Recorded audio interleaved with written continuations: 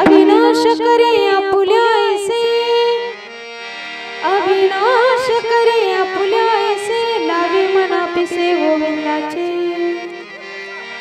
रती माई के दुःख जे जाणीते, नाही अद्यंती अवसानिते। तुका म्हणे का मरणेची सरे, तुका म्हणे का मरणेची सरे। उत्तमची उरे कीर्ती मागी,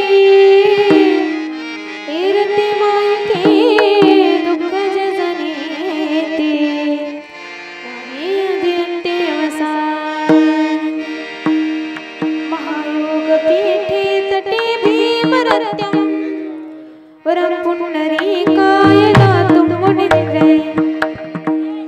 समागत्य तिष्ठं तमानन्दकन्दं, परब्रह्मलिङ्गं भजे पाण्डुरङ्गं। हा पांडुरंग करू प्रथम नमने, पांडुरंग करू प्रथम नमने, पांडुरंग करू प्रथम नमने, पांडुरंग करू प्रथम नमने, पांडुरंग करू प्रथम नमने, पांडुरंग करू प्रथम नमने, पांडुरंग करू प्रथम नमने। तुसरे चरण संततिया, तुसरे चरण संततिया, तुसरे चरण संततिया। दंड तुम्हाला निकटे विस्तार, दंड तुम्हाला निकटे विस्तार। तुसरे चरण संततिया, तुसरे चरण संततिया, तुसरे चरण संततिया। दंड तुम्हाला निकटे विस्तार, दंड तुम्हाला निकटे विस्तार। पांडुरंग करो प्रथम नमन, तुसरे चरण संततिया, दंड तुम्हाला निकटे विस्तार। पांडुरंग करू प्रथम नमन, तुसरे चरण संततिया, तुसरे चरण संततिया।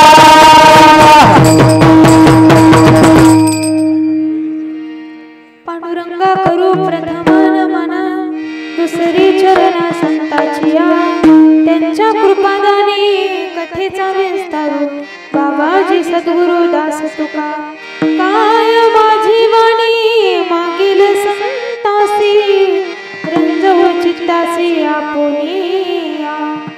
ओम नमो जी आद्या, वेद प्रतिपाद्या, जे जे सो संवेद्यात्मरूपा। देवा तुच गणेशो, सकलार्थमती प्रकाशो। म्हणे निवृत्तीदासो अवधारी जोशी।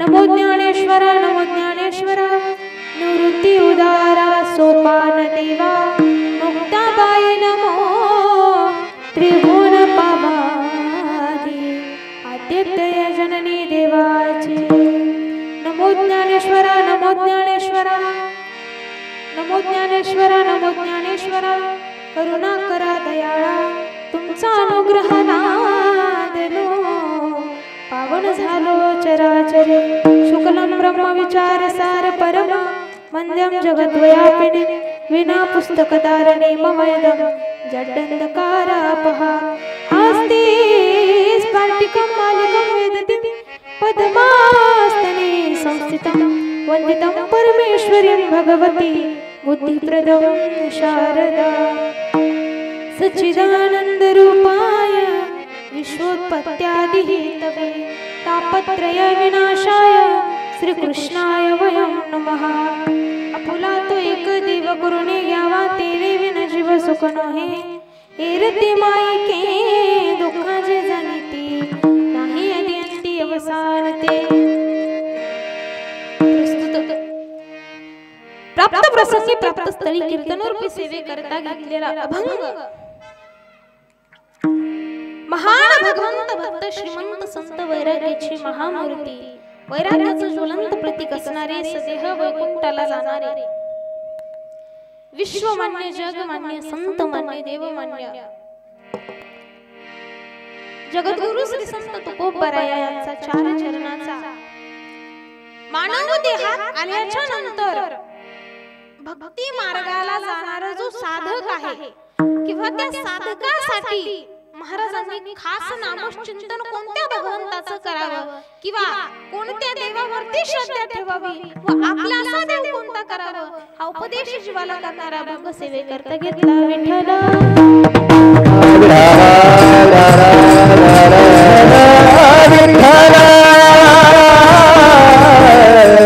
चिंतनाकडे वळण्यापूर्वी भक्त्याचं आद्य कर्तव्य म्हणून थोडासा परिहार देणे गरजेचं आहे आपल्या कॉलनीमध्ये त्रिदिवसीय सप्ताह ज्याच्यामध्ये आज पहिल्या दिवसाची सेवा माझ्या वाटेला आली आमच्या मोठ्या भगिनी म्हणायला काही हरकत नाही आमच्या धनश्री ताई चौधरी ताईंची या ठिकाणी आभार ताईंना पहिला कॉल मला केलं होतं की दीदी तुमचं सहकार्य हवंय आणि खरंच महाराज म्हणावं लागेल की एवढं मोठं व्यक्तिमत्व आहे हे बघा भगवंत सगळ्यांना सगळं काही देत नाही ज्याच्या जवळ ज्ञान आहे त्याला नाव नाही ज्याला नाव आहे त्याला ज्ञान नाही बरोबर की नाही आणि आजच्या कलियुगामध्ये जर सांगायचं झालं नाही तर कमी ज्ञानावाले चुळचुळ करतात हे खरं आहे बरं कमी ज्ञानावाले चुळचुळ करते मी का स्वतःला लय मोठी ज्ञाने समजून घेत नाही हा सेवके करावे सांगितले काम सेवकाला जसं एखादा मालिक सांगतो की तुला रानातलं हे काम करावं लागेल विचारायला करावं लागतं तसं आयोजकांनी सांगितलं कीर्तन करा आम्हाला करावं लागतं कारण गादी काय माझ्या बापाची नाही ही गादी कोणाची श्री संत महाराज नारदांची ही गादी आहे आणि या गादीवरती उभं राहून खरं तर कीर्तन करण्याचे योग आलंय माझं मोठं परम भाग्य आहे गुरुवर्य चंद्रशेखर बाबा देगलूरकर चैतन्य बाबा देगलूरकर असतील बाबांच्या सानिध्यामुळे हे ऐश्वर्य प्राप्त झालं म्हणून बाबांच्या चरणी कोटी कोटी वेळा नमन करते आणि आमच्या ताईंचे या ठिकाणी मी आभार व्यक्त करते सर्वच आपले कॉलनीतले या ठिकाणी माणसं इथं आलेले आमच्या शिक्षण संस्थेमधील मुलं आलेले आमचे महाराज असतील सर्व गायनाचार्य मृदंगाचार्य हे बघा आपण इथं कोणाचं नाव घेण्यासाठी नाही आलो भगवंताचं नामचिंतन करण्यासाठी आलो आणि तुमच्या चेहऱ्यावर जर मी बघितलं तर मला असं वाटतं तुमचं मन तर हेच असावं की दीदी हम नाम के नहीं हम हरि नाम के दीवाने हैं तुमचं जर असं मत असेल नाही टाळी वाजवायला काही हरकत नाही तुम्ही जर टाळी नाही वाजवली प्लस होकारार्थी नकारार्थी मान जर नाही डोलवलं तर मला असं वाटतं मी एखादा मोठा गुन्हा केला आणि मग मला पोलिसांनी जलात आणि त्या जलातून मला सोडून आणलं जलातल्या माणसाला सोडून आणल्यावर लोक कसे बघतात तसे बघू नका मी काय गुन्हा नाही केला मी काय जलात पण नाही राहिलेल्या हा थोडंसं फ्रेश मूडमध्ये तुमची मुलगी आहे लेक आहे अशा हेतूने कीर्तन आहे का कारण ताईंनी कथेमध्ये आपल्याला दुपारी काय सांगितलं एकट्याचा नव्हे खेळ म्हणून मेळ जमविला संत काय म्हणतात एकटा काही करू शकत नाही सर्वांनी सोबत येऊन सप्ताह होत असतो सत्कार्य होत असतो म्हणून सर्वांनी मिळून या आनंदाचा लाभ घेऊया आणि कीर्तनाला आरंभ करूया विठ्ठल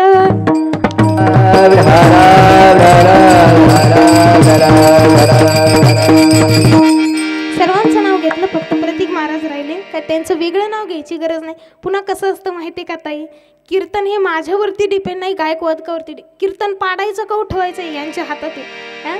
बोलणारा वक्ता कितीही ज्ञानी असला, कितीही शहाणा असला, यांनी 2-3 बटणं इकडे तिकडे हाणले,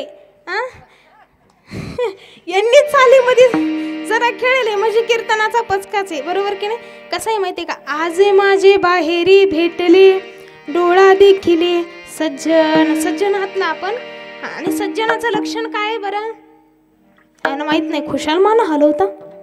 सज्जनाचं लक्षण काय आहे, पुढचा माणसाला प्रतिसाद देणं, बरोबर की नाही. म्हणून मला प्रतिसाद द्यावी माझी अपेक्षा आहे. मला नाही असं वाटत की माझी ही अपेक्षा करणं चुकीचे आहे. असो, तुकाराम महाराजांचा अभंग सेवेकरता घेतलाय. अभंगामधून तुकाराम महाराज म्हणतात, आपुला तो एक देव करुणी घ्यावा, तेने बिन जीवा सुख नोहे. तुकाराम महाराज म्हणतात, बाबांनो तुम्ही या देहामध्ये आलात, मग देहामध्ये आल्याच्या नंतर काय करा, आपुला तो एक. महाराज एक म्हणलेत बर का. महाराज काय म्हटलेत, एक देव करून घ्या, एकनिष्ठ भक्त राहा. शिवसेना सोडली की भाजपकडे जायचं, भाजपने धोका दिला तर शिवसेनेकडे यायचं, असं करू नका. बरोबर की नाही. एखादी गोष्ट विठ्ठलानं ऐकली नाही तर दुसऱ्या देवाकडे पळू नका, आणि दुसऱ्याने नाही ऐकलं की तर तिसऱ्याकडे पळू नका. आपुला तो एक भक्त कसा पाहिजे, एकनिष्ठ पाहिजे. एकावर श्रद्धा, एकावर भक्ती, एकावरच निष्ठा, भाव सुद्धा एकावरतीच. संत म्हणतात, हे बघा सांख्यशास्त्रामध्ये वर्णन आलेले, भक्ती करत असताना साधकामध्ये 4 गुण पाहिजेत तर देव प्रसन्न होतो. पहिली निष्ठा सांगितली. पहिली काय सांगितली, निष्ठा. 2 नंबरची सांगितली भक्ती. बघा बरं, सांख्यशास्त्रामध्ये कपिल भगवान आपल्या आईला ज्ञान देत असताना हे नाही सांगत की माते पहिले भगवंताची भक्ती करावी, मुळातच नाही. मी सुद्धा म्हणत नाही पहिली देवाची भक्ती नका करू, पहिली देवावरती निष्ठा ठेवा की तो आहे.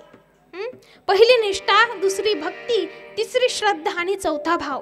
4 गोष्टी जर आपल्या भक्तीमध्ये असतील तर देव प्रसन्न होतो. विठ्ठल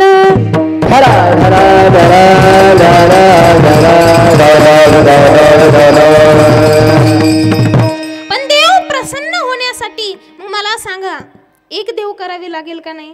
एक आपल्याला देव करावा लागेल, आणि तेने विन जीवा सुख नोहे. त्या देवाची भक्ती करा, कारण देवाशिवाय जीवाला सुख नाही, आनंद नाही. एरते मायके दुःखाची झाली ती नाही अदियंती अवसान. ते महाराज काय म्हणतात, संसारामध्ये आल्याच्या नंतर आपण सुख कुठे शोधतो, बाह्य रूपाने. बघा बरं, माणसाला वाटतं गाडी घेतलं म्हणजे सुख आहे, एकदा घर झालं, फ्लॅट झालं म्हणजे सुखच आहे. काही नाही हो, फ्लॅट घेतलं की सुख आरामात झोपायचंच आहे. बरं, अपेक्षा ही अशी गोष्ट आहे ती वाढतच चालते. आपल्याला वाटतं याच्यात सुख आहे बाबा, त्याच्यात सुख आहे, पण सुख काही जीवाला मिळतच नाही. उभं आयुष्य आपलं जातं पण सुख मिळतं का हो, नाही मिळत. याचं कारण काय, आपण सुख बाह्य रूपाने संसारात शोधतोय. बोलणं कळतंय ना, मी काय संस्कृत भाषेत नाही बोलत. माना डोलवा काहीतरी होकारार्थी नकारार्थी. तुम्हाला माना हलवतात येतं का हो, थोडंसं माना हलवा ना, बरोबर. बाह्य रूपाने सुख कशामध्ये शोधता तुम्ही, झोपल्या का काय, बाह्य रूपाने कशा सुख शोधता, संसारामध्ये. आणि तुकाराम महाराज म्हणतात हे आपलं चुकतंय. पहिलं तर सुख शोधा, नक्की शोधा. हे बघा, प्रत्येक जीवाला सुखाची अपेक्षा नव्हे, संतालाही सुखाची अपेक्षा होती. संतांनी अंतरंगामधून परमात्म्याकडे सुख बघितलं म्हणून संत सुखी झाले. विठ्ठल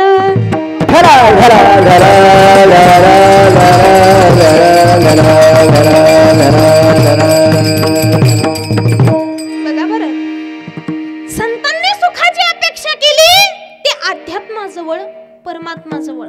आपण जे सुखाची अपेक्षा केली ते संसारामध्ये. आणि संसार सांगायचं म्हणलं तर दुःख बांधवडी आहे हा संसार, सुखाचा विचार नाही कोठे. महाराज म्हणतात या संसारामध्ये उभं आयुष्य घाला, तुम्हाला सुखाची प्राप्ती होणार नाही. कारण मला सांगा महाराज, मी जर तुम्हाला म्हटले आहो दादा तिथं जा तुम्ही त्या झाडाजवळ, ते झाड दिसतंय का, लगे तिकडं बघा लागले आहे का, तिकडं जायचं थोडंसं पलीकडं, आणि तिथं एवढं मोठं सोन्याचं काय पडलेलं आहे, ढिग पडलेलं आहे.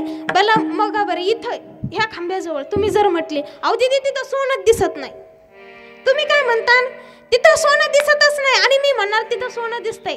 मूर्खाची गिनता माझ्यात काढतान का तुमच्यात?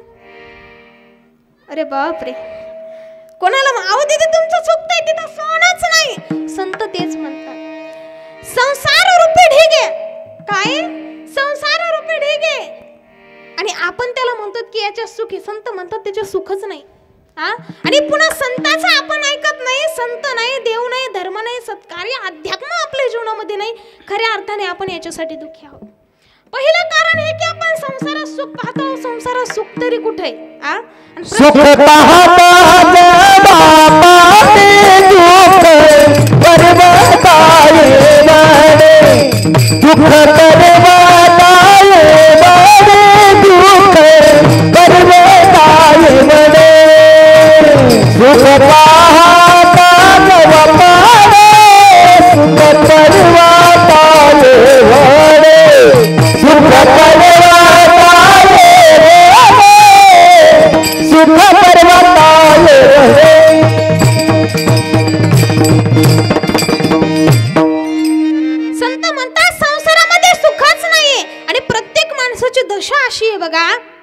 मज लागी दुःख भावे ऐसे कोणी भावे ना जीवे. कोणत्या माणसाला वाटतं बरं मला दुःख व्हावं, मी सतत दुःखी असावा? प्रत्येक माणूस दुःखी काय आहे?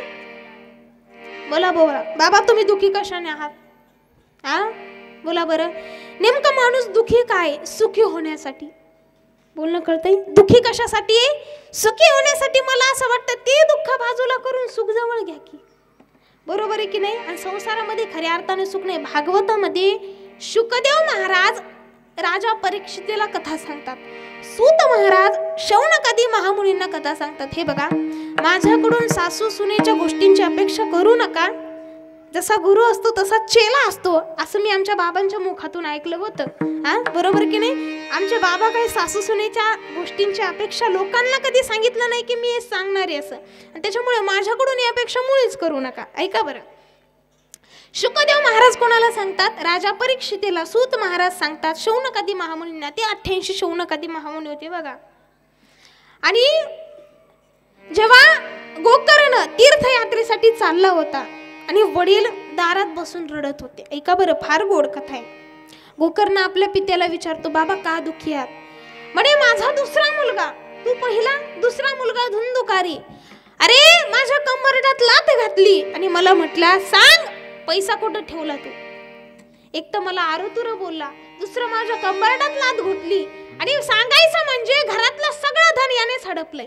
तरी सुद्धा हा धनाची अपेक्षा करतो म्हणून मी दुःखी आहे. गोकर्ण म्हटला, बाबा जेव्हा तुम्हाला संतान होत नव्हती, एवढे 18 सायास केले. किती सायास केले आत्मदेव ब्राह्मणांनी? 18 सायास केले. आणि त्या 18व्या सायासातून जन्मलेला धुंदुकारी, आणि तोही काही व्यवस्थित निघला नाही. हे बघा, आपली संतती जर व्यवस्थित नाही निघली तर फार अवघड असतं बरं. म्हणून संतती तुमची कशी आहे याच्यावरती तुमचं धन कितपत टिकेल हे सगळं अवलंबून आहे. 18 सायास केले आत्मदेव ब्राह्मणाने, संतान तरी व्यवस्थित निघाले नाही. गोकर्णाला म्हटला धुंदुकारी बद्दल मला वाईट वाटतंय. गोकर्ण म्हटला, बाबा 18 सायास केले, भगवंताची प्राप्ती 18 सायास करून झाली असती. सांख्यशास्त्रामध्ये वर्णने भगवंताची प्राप्ती करायची असेल तरी जे 4 गुण मी तुम्हाला आधी सांगितले, बरोबर की नाही? निष्ठा, भक्ती, श्रद्धा, भाव, हे 4 गुणांसहित 4 प्रयास भगवंताच्या भक्तीचे केले की देव भेटतो. आणि तुम्ही संसारासाठी एवढा खटाटोप केला, 18 सायास केले, पण खलु संसारो दुःख रूपी विमोहक सूत कस्य धनम कस्य स्नेहमांज्वलते निशम्मुच्च ज्ञानम प्रजारूपम मोहतो नरके गती विपतिष्यन्ति देहानि सर्व त्यक्त्वा वनं व्रज. एवढं ज्ञान दिलं बघा गोकर्णानं. इकडे बघा, ज्ञान जर आपल्याला भेटत असेल ना, पहिला मुद्दा ताई, तर मग ते वय लहान आहे किंवा मोठे काही बघितलं नाही पाहिजे. आणि भागवतामध्ये 2 मुलं अशा आली ज्यांनी आपल्या बापाला ज्ञान दिले. बोलणं कळतंय? 2 मुलं असे, पहिला गोकर्ण आणि दुसरा हे प्रल्हादी.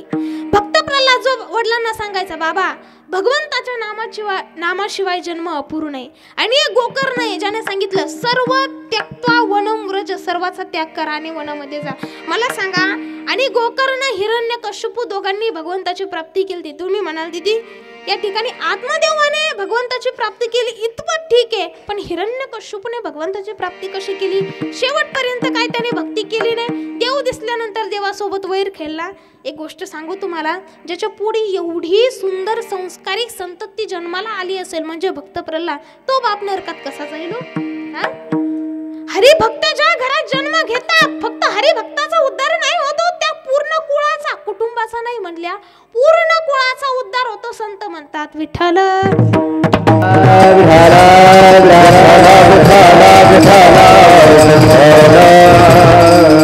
गोकर्णाने बापाला उपदेश केला, सर्व त्यक्त्वा म्हणून व्रज, सर्वाचा त्याग करा, मनामध्ये जा. त्या ठिकाणी आत्मदेव वनात गेला. हे दोन मुलं असे ज्याने आपल्या बापाला उपदेश केला. हे बघा, शास्त्र म्हटलंय की पहिले तुम्ही ज्ञान घ्या, कारण ज्ञानाशिवाय देव नाही आणि देवाशिवाय ज्ञान नाही. ज्ञान असेल तर देव मिळतो, देव आहे तर ज्ञान आहे.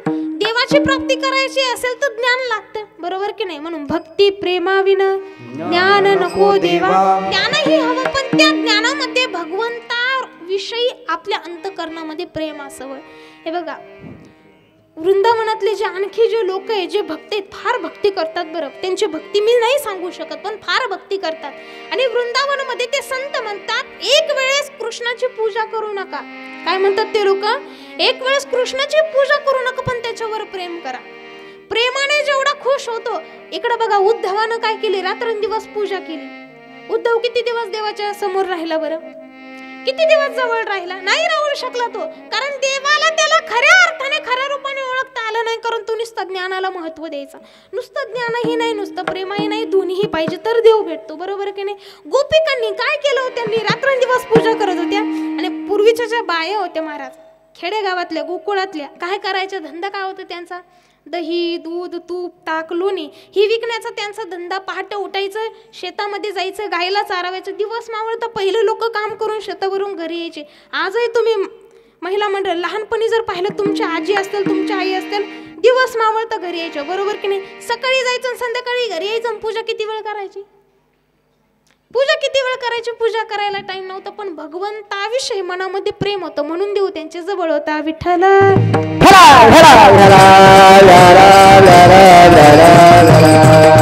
भगवंताविषयी हृदयामध्ये प्रेम पाहिजे, म्हणून तुकाराम महाराज म्हणतात, एक देव आपलासा करून घ्या. पण महाराज, या ठिकाणी आम्हाला एक प्रश्न निर्माण होतो. काही साधक मंडळी सुज्ञ होते. बरं, महाराजांजवळ गेले आणि महाराजांना म्हटले, महाराज ठीक आहे, तुम्ही सांगतात ना एक देव करून घ्या, आम्ही एकच देव करून घेतात. तुम्ही म्हणतात ना तिने विना जीवा सुख नाही, आम्ही त्या देवाच्या चेहऱ्यामध्ये, त्याच्या चरणामध्ये सुख पाहतो. एका प्रश्नाचं उत्तर द्या. म्हणे काय? तुम्ही उपदेश करत असताना, तुम्ही नामाचं महत्व सांगत असताना, सत्कार्य करत असताना, धर्माचं जे महत्व आहे ते सांगत असताना तुम्ही फक्त जीवाला सांगता. बरोबर आहे महाराज म्हणले, मी जीवालाच सांगतो. माझं पटतंय ना तुम्हाला? काहीतरी माना हलवा, बोला. आणि कसं आहे, महिलांचा एक स्वभाव आहे, जे सांगितलं तेच करतात. मान हलवायच्या म्हणलं की मानास हलवणार, बोलायचं म्हटलं की एवढ्या मोठ्याने बोलणार, माझा माईकचा आवाज कमी होतो. जे सांगितलं ते करणार, ती जात म्हणजे आमची महिलांची, खरे की नाही? जे सांगितलं तेच करणार. महाराज त्या ठिकाणी साधक मंडळी काय म्हणतात? तुम्ही उपदेश जीवाला करता महाराज, नामचिंतन कराय जीवाला सांगतात. इतर पशु पक्षी आहेत ना, त्यांना काय नाही सांगत. तर तुकाराम महाराज म्हणतात, पशु पक्ष्यांच्या ठिकाणी ज्ञान नाहीये, माणसाच्या ठिकाणी ज्ञान आहे, म्हणून मी माणसाला सांगतोय. बघा, कारण पशु पक्ष्यांच्या ठिकाणी जर आपण पाहिलं तर तिथे फक्त भोगभूमी येते, भोक्तृत्व तिथे येतं. जीवाच्या ठिकाणी पाहिलं तर तिथे कर्तृत्वही आहे आणि भोक्तृत्वही आहे. आणि देवाच्या ठिकाणी पाहिलं तर देवाला कर्तृत्वही नाही आणि भोगभूमी सुद्धा तिथे दिसून येत नाही. पण पशु पक्षाला संतांनी उपदेश का नाही केला? पशु काय पाप पुण्य जाणती, उत्तम मध्यम भोग भोगिती. ते उत्तम मध्यम प्रकारचे भोग भोगीत असतात. पूर्वजन्मी ज्यांनी पाप केलेला आहे त्या पापाची फळ ते या जन्मात भोगीत असतात. विठ्ठल.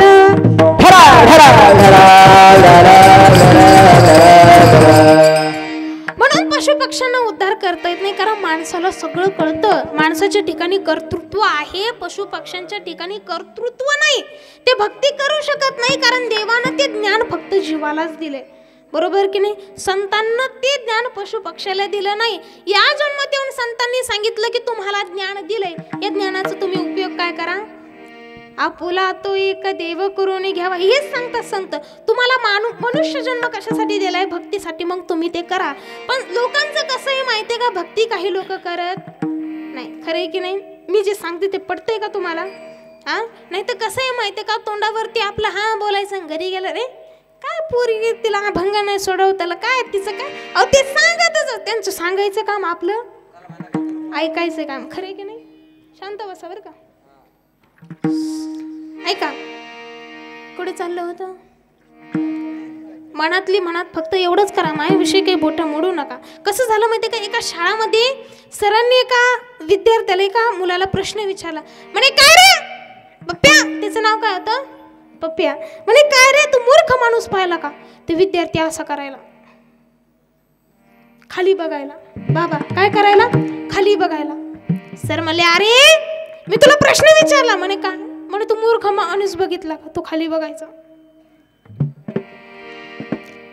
तुम्हाला अजूनही नाही कळलं? सर म्हणायचे तू मूर्ख माणूस बघितला का? तो खाली बघायचा. अजूनही नाही कळलं? अरे बाप रे, तुम्हाला कोणतं नीट लागतो? कोणत्या वरी जन्माला येतं? कोणत्या पक्षात जन्माला येतं? बरोबर की नाही? पक्ष म्हणजे ते पक्ष नाही बरं का, हा शास्त्राचे पक्ष सांगते मी. विठ्ठल.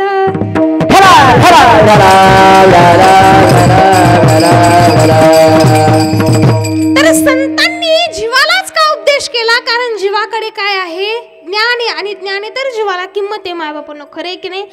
जीवाच्या ठिकाणी भोक्तृत्व आहे आणि कर्तृत्व आहे. भोक्तृत्व म्हणजे काय? आपल्याला भोगावं लागतं. केले कर्म झाले त्याची भोग आले, उपजले मेले ऐसे किती.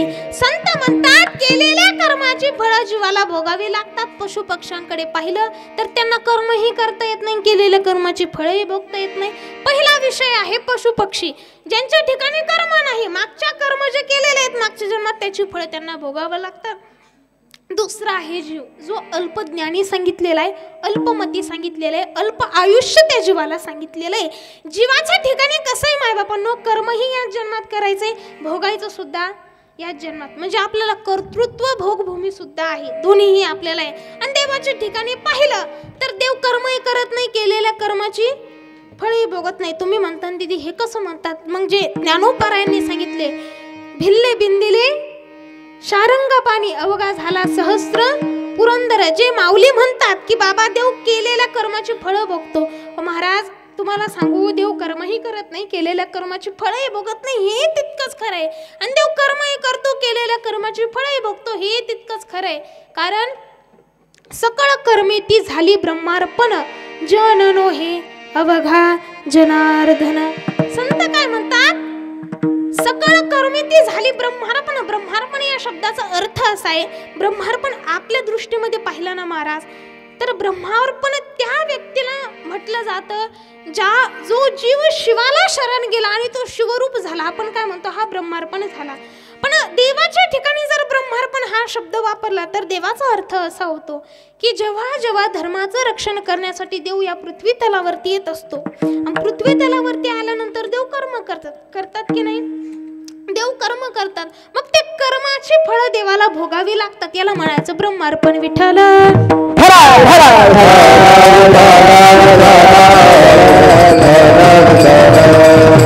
महाराज मग त्या ठिकाणी देव कर्मही करतो, केलेल्या कर्माची फळेही भोगतो, हेही खरं.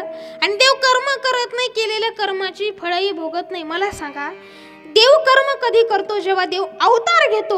जेव्हा देवाचा अवतार नसतो तेव्हा देव कर्मच करत नाही, कारण देवाला कर्म करायची गरज नाही. विठ्ठल.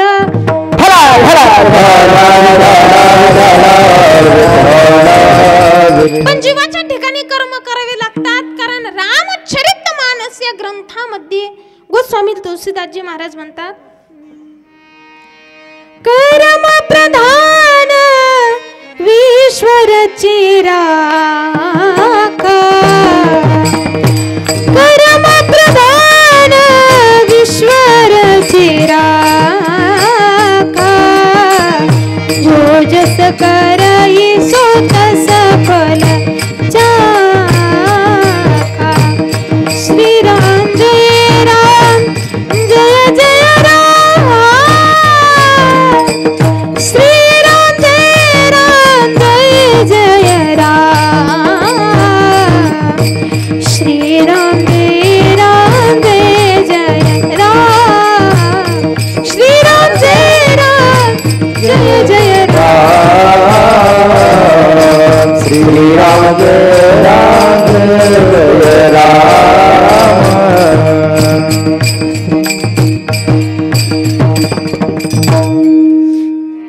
गोस्वामी तुलसीदासजी महाराज म्हणतात कर्म प्रधान जग कसं आहे, कर्म प्रधान ईश्वराची राखा,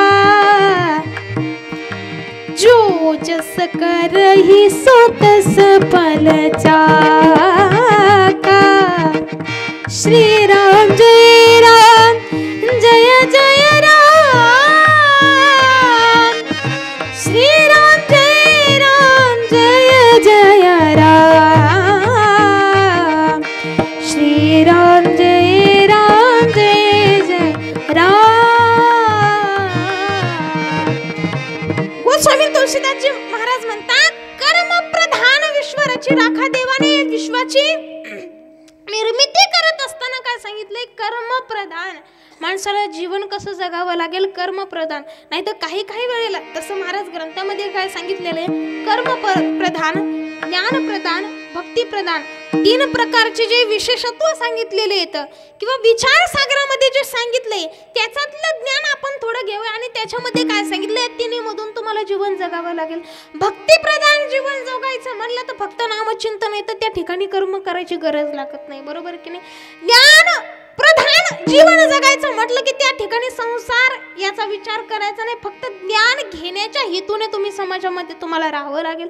आणि कर्म प्रधान जीवन जगायचं म्हटलं तर मागचे कर्म आलेच, ह्या जन्मी जे कर्म करतो ते आलेच। आणि कसंही माहितीये का महाराज, मागच्या जन्मामध्ये आपण चांगले कर्म केले तर दिवस सुखाचे येतील, मागच्या जन्मामध्ये वाईट कर्म केले तर दिवस दुःखाचे येतील, बरोबर की नाही। मागच्या जन्माचं कर्म या जन्माचं कर्म एकत्रित करून जीवाला सुख द्यायचं का दुःख द्यायचं हे संत ठरवतात। विठ्ठल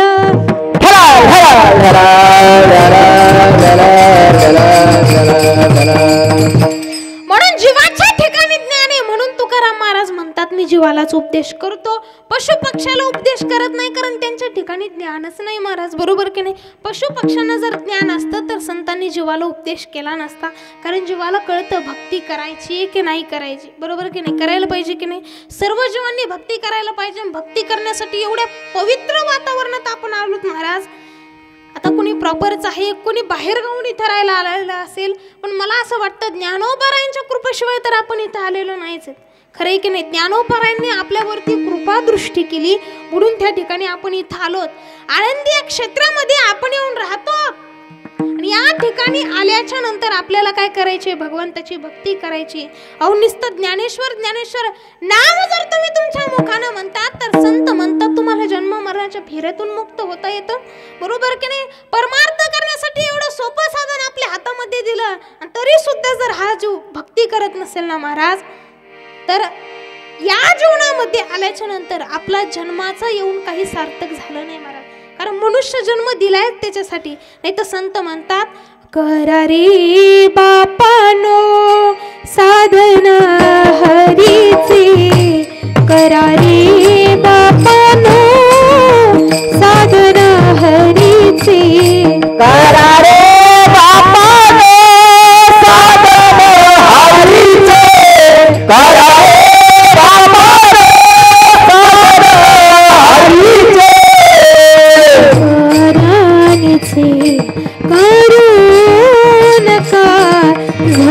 करण्याचे कळू नका, हरिमुखी गाता हर पली चिंता, हरिमुखी गाता हर पली चिंता, हरिमुखी गाता हर पली चिंता, हरिमुखी गाता हर पली चिंता।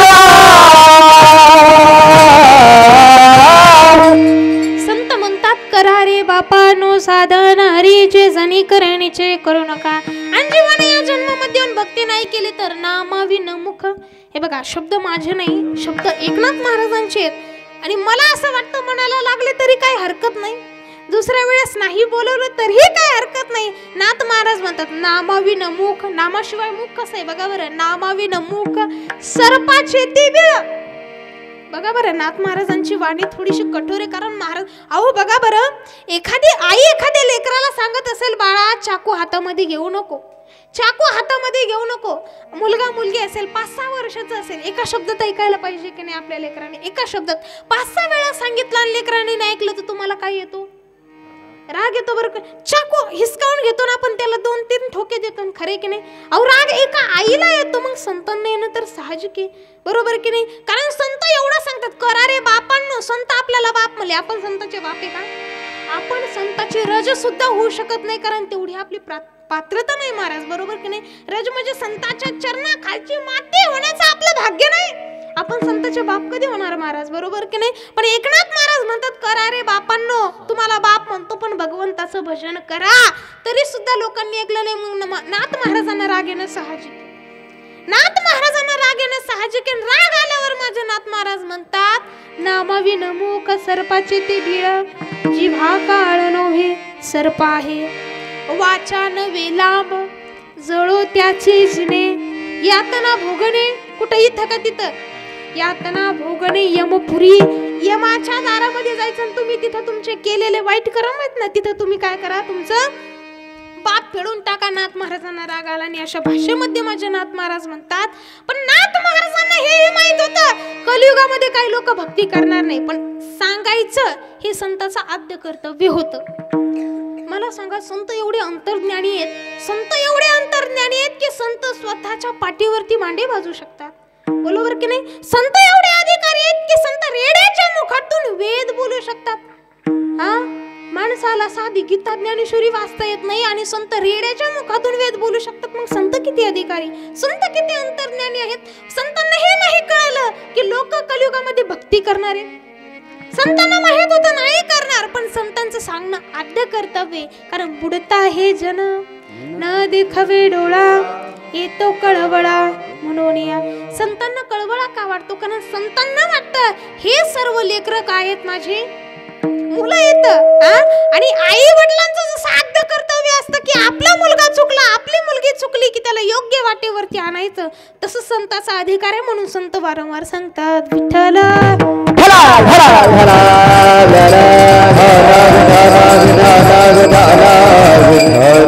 मग या ठिकाणी नाथ महाराजांना कळालं नाही का की कलियुगामध्ये लोक भक्ती करणार नाही. नाथ महाराजांनी ती सांगून टाकलं.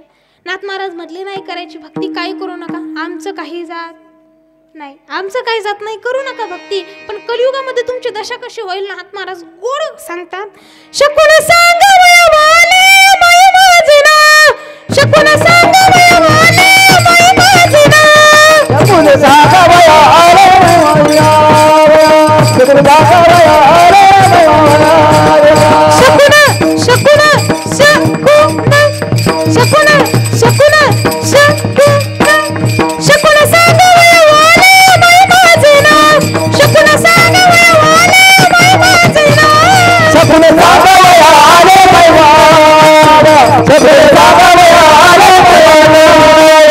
निर्गुण निराकार दादा माहुर माझे गाव, निर्गुण निराकार दादा माहुर माझे गाव, शकून सांग वयवाले माय माझिना, शकून सांग वयवाले माय माझिना, शकून सांग वयवाले माय माझिना, शकून सांग वयवाले माय माझिना.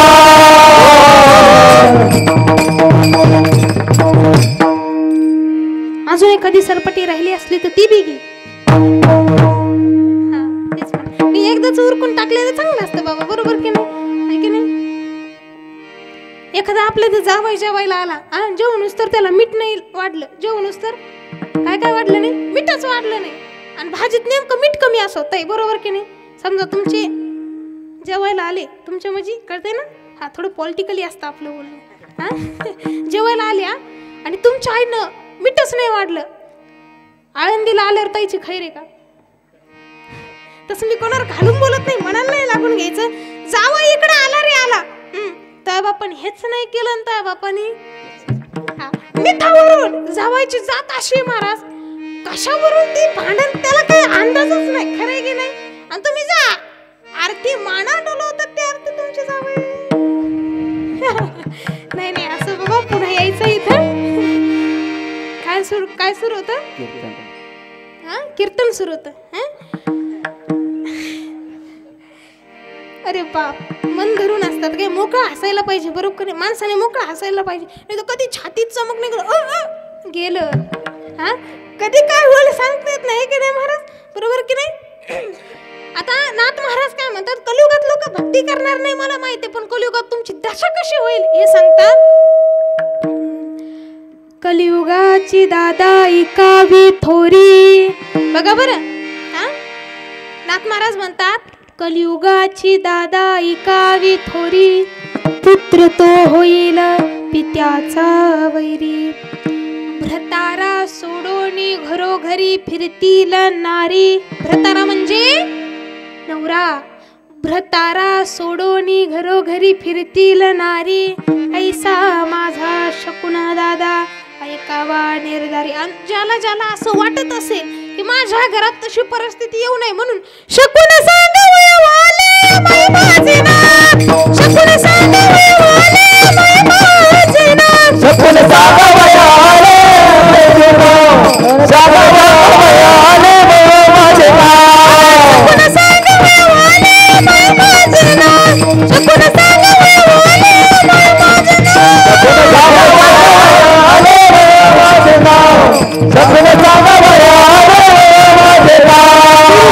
निराकार दादा माहुर माझे गाव, निर्गुण निराकार दादा माहुर माझे गाव.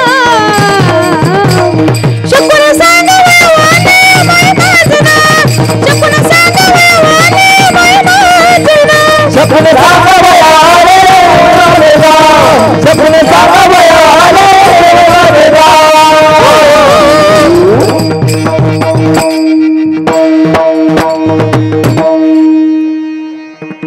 आम्हाला वाटलं राहिलं काय, बरोबर की नाही? ह्याच्यातलं कळतं त्याच्यातलं काय कळतं बाबा आपल्याला, हे की नाही?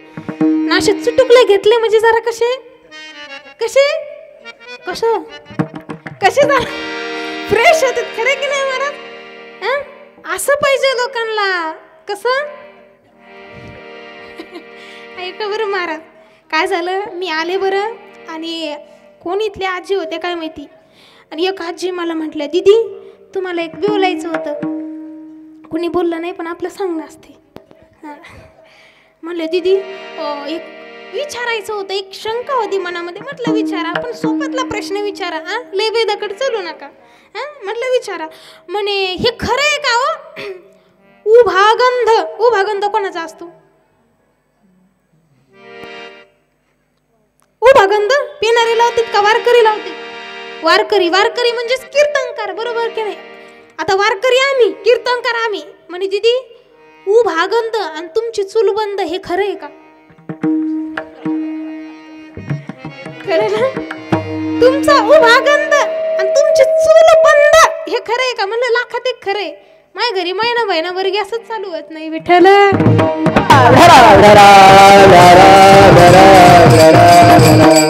एवढ्यावर थांबत नाहीत बाबा. म्हणतात ना पोलीस लोकांना हातते आणि महाराजांना सपते, है की नाही? पण काय ज्ञानोबरायांच्या कृपेने, ज्ञानोबराय ज्ञानेश्वरी मध्ये सांगतात किंवा मग आळंदीत जो व्यक्ती राहतो, ज्ञानोबरायांच्या दारामध्ये भिकारी सुद्धा उपाशी झोपत नाही बरं का. हे खरे ज्ञानोबरायांची तेवढी असीम कृपा आहे. चला, संत एकनाथ महाराज काय म्हणतात, कलियुगामध्ये भक्ती करणार नाही, हे पण कलियुग कधीच आहे, पुत्र तो होईल पित्याचा वैरी, हे पहिलं चरण. आणि भ्रातारा सोडून घरोघरी फिरतील नारी, हे दुसरं चरण. मग मला सांगा, भ्रातारा नवऱ्याला सोडून बाया लोकांच्या घरी जातात की नाही? म्हणजे कलियुगाला सुरुवात झाली की नाही? झाली. आणि पुत्र तो होईल पित्याचा वैरी, मुलगा बापाचा ऐकतो का? नाही. म्हणजे कलियुगाला सुरुवात झाली की नाही? पण हे कलियुग सध्या सुरू असलेलं कलियुग आहे. पण याच्या पुढे कसं होणार आहे बघा बरं. आता तरी संत म्हणतात सावध व्हा. आता तरी संत काय म्हणतात? सावध व्हा. आणि तुम्ही जर सावध नाही झाले तर मग पुढचं कलियुग सांगतात, पृथ्वीवरी दादा एक विपरीत होईल, पृथ्वीवरी दादा एक विपरीत होईल, बहीण भाऊ दोघा जणांचा विवाह लागेल. बघा बरं, या पृथ्वीवरती पुढे चालून एक अदृश्य होणार आहे की पुढच्या कलियुगामध्ये सख्खे बहीण भाऊ लग्न करणार. ऐकून किती वाईट वाटत, अंगाला काटा येतो. सख्खे बहीण भाऊ लग्न करतात महाराज मग संत एकनाथ महाराज म्हणतात ही जर तुम्हाला देखवत नाही, ही जर तुम्हाला व्हावं नाही असं वाटत असेल तर भक्ती करा. पुढे सांगतात 5 वर्षाची कन्या भ्रतारा मागील. 5 वर्षाची मुलगी झाली की म्हणे बाबा माझं लग्न लावून द्या. 7 वर्षाची नारी गर्भिणी राहील. 7 वर्षाची मुलगी झाली किती गर्भवती असेल. संत म्हणतात तुम्हालाही देखवत नसेल तर शकून सांग वय माले माय माझे नाव. शकून सांग वय माले माय माझे नाव. शकून सांग वय माले वय माझे नाव. शकून सांग वय माले वय माझे नाव. शकून सांग वय माले वय माझे नाव. हे शकून सांग वय माले वय माझे नाव. निर्गुण निराकार दादा मार माझे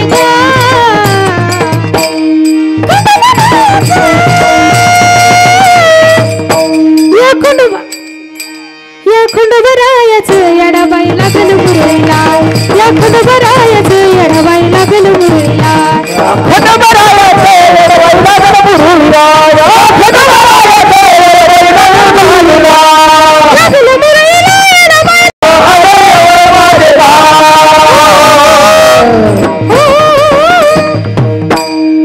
वा मस्त साथ दिली यांच्यासाठी. एकदा सगळ्यांसाठी जोरदार टाळ्या वाजवा. वा हे म्हणते टाळ्या वाजवल्या सगळे केलं बाई, पण या पुरीने आमचे काही नावं घेतले नाही. हा बघा नावं गेला आपण का तुकाराम महाराज का. हे बघा गुरुची परंपरा आहे. आमच्या गुरुवर्यांनी म्हणजे चंद्रशेखर बाबा देगलूरकरांनी आम्हाला सांगितलेलं आहे कीर्तनामध्ये नाव घेण्यासाठी समाज एकत्र नाही केला. मग कोणाला वाईट वाटून द्या, कोणाला चांगलं वाटून द्या, मला त्याच्याशी घेणं देणं नाही. आणि आमच्या गुरुनुसार आपण वागणार आहे. बघा आमचे बाबा आम्हाला सांगायचे कीर्तनामध्ये ज्या गायकाचं ज्या वादकाचं आपण नाव घेतो ताई हे खरं आहे बरं का, 2 पट फुकतो तू. खरे की नाही बाबा? 2 पटीनं फुकतो. का फुकतो? हा नाव घेतलं आमचं, आम्ही गोड चाल गायले. लोकांना खुश करण्यासाठी कीर्तन करायचं नाही, कोणाला चांगलं वाटायसाठी करायचं नाही. पण हा एक मात्र इथं बंधन आहे. कीर्तनाच्या गादीवरती उभा राहिल्याच्या नंतर मला असं वाटतं वक्त्याचा आद्य कर्तव्य म्हणून इकडच्या तिकडच्या गप्पा न मारता परमार्था विषय किंवा परमात्मा विषय हा 1-2 विनोद घेतले चांगले ना बाबा. लोक थोडेसे फ्रेशही होते. खरं की नाही? म्हणून तुम्हाला फ्रेश होण्यासाठी मी चहा सांगितलं आहे की नाही. घ्यायचं चहा. हा बघा किती चांगले सज्जन माणसं आहात तुम्ही. मी सुरुवातीला सांगितलं डोळा देखील सज्जन, बरोबर की नाही. नसते देखले तर हे प्रमाण म्हटले नसते ज्ञानोबारायांचं देखले म्हणून म्हटले विठ्ठल.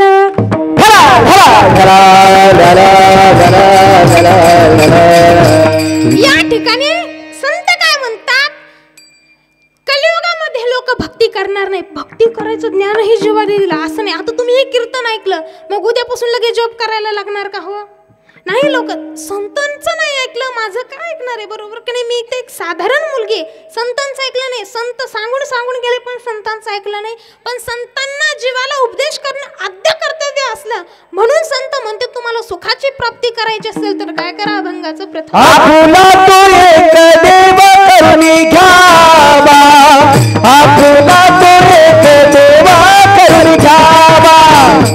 आपुला तो एक देव करुणी घ्यावा. आपुला तो एक देव करुणी घ्यावा. आपुला तो एक देव करुणी घ्यावा. आपुला तो एक देव करुणी घ्यावा. आपुला तो एक देव करुणी घ्यावा. आपुला तो एक देव, आपुला तो एक देव करुणी घ्यावा. आपुला तो एक देव करुणी घ्यावा. आपुला तो एक देव करुणी घ्यावा. आपुला तो एक देव करुणी घ्यावा. आपुला तो एक देव करुणी घ्यावा. आपुला तो एक देव करुणी घ्यावा.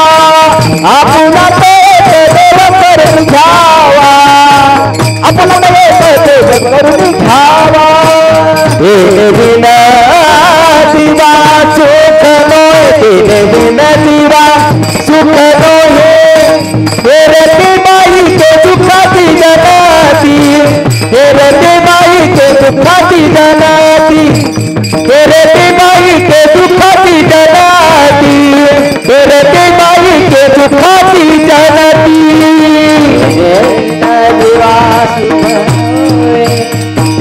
बिना दिवा सुख होए ये रती बाई के दुखाती जनाती ये रती बाई के दुखाती जनाती ये रती बाई के दुखाती जनाती ये रती बाई के दुखाती जनाती। जीवाला जर सुख हवं असेल तर संत म्हणतात तुम्हाला भगवंताची भक्ती पूजा अर्चना करावी लागेल.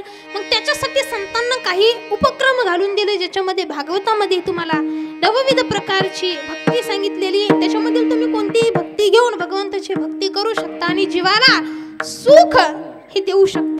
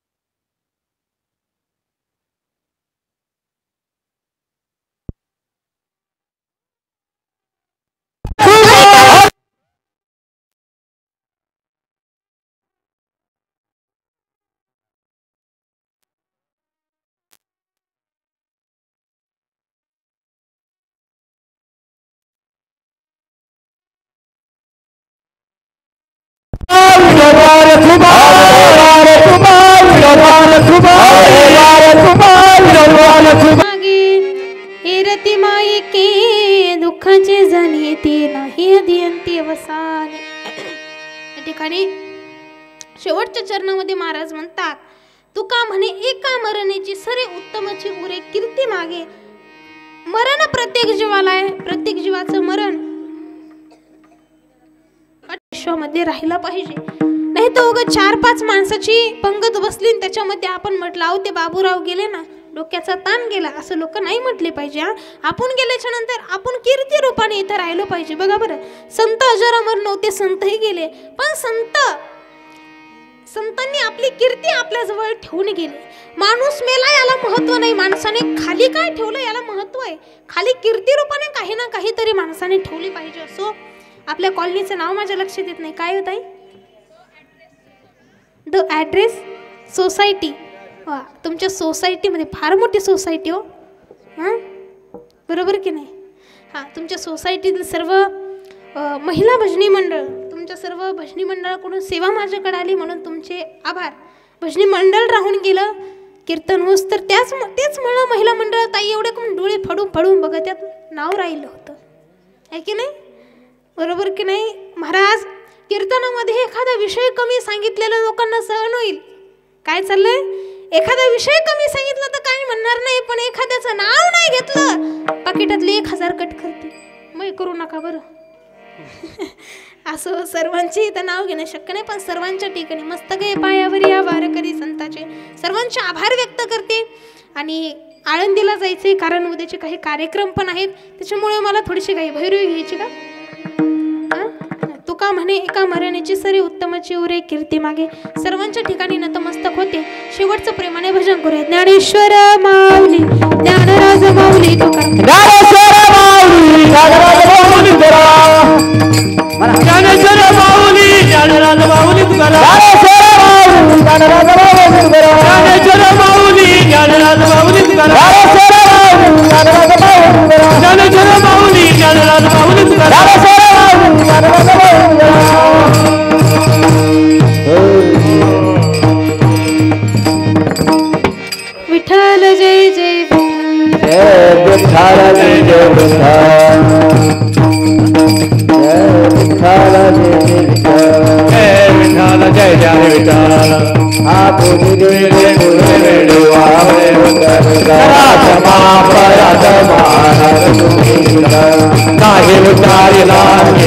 व्याकुल करा क्षमा पराग महाराज तुम्ही तुका गणे जाणे छोरा रख पाया पैकी करा करा क्षमा पराग महाराज तुम्ही दिले ज्ञानदेव तुकाराम